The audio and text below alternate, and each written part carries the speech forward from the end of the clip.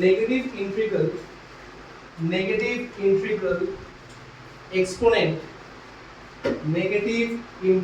exponent of a rational number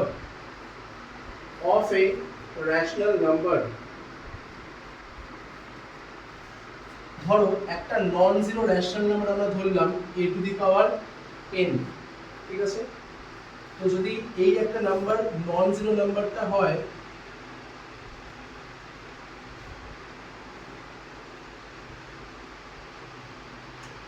a, এর এখানে কোনটা পাওয়ারটা হচ্ছে n, ঠিক আছে।